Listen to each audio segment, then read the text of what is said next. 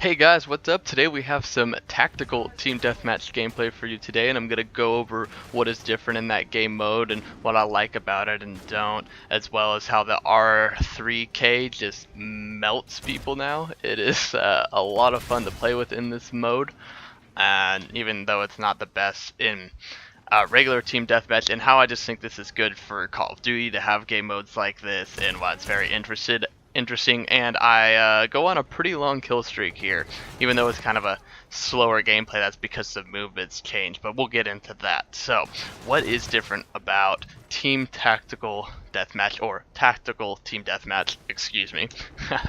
um, so first, the biggest thing is a revamp to the movement. Not really a revamp, but go back to old school. There is no double jumping in this, so it's a little bit like that classic playlist they had in Advanced Warfare. And I can't remember if Black Ops 3 had any option to do that or not, but you can still wall run. So you can still wall run, as you'll see me do every once in a while on this gameplay.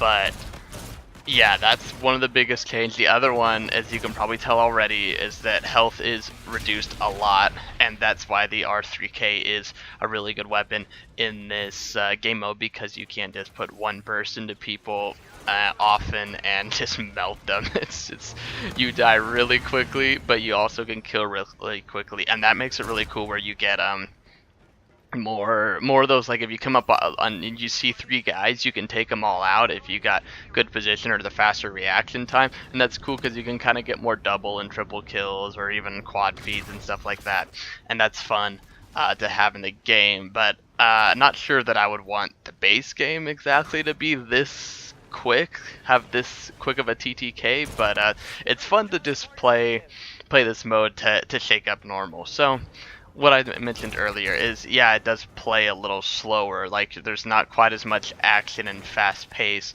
but then sometimes you get into some really fast paced action because of the quick time to kill, and if you run into a bunch of enemies at once, that it does get really, like, I don't know, really hyped, really fast paced. It's like, oh my gosh, yep.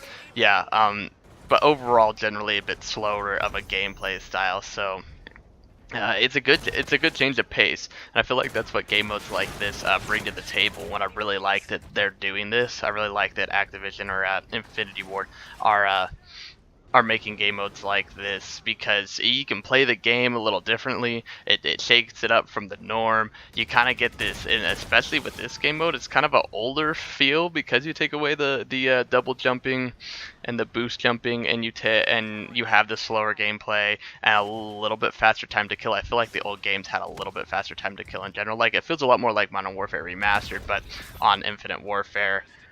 With all the Infinite Warfare weapons, so very different from Remastered, but still like similar because the time to kill is closer to that, and the movement obviously is a big difference. So yeah, I feel like that's where Call of Duty has been struggling, or a place that they need to look at if they don't want to like make big changes to their base game, like not make bigger players. Like Titanfall has 8v8 for its team deathmatch, or not go big like Battlefield has 64 players on it and stuff like that, or Battlefront had 40.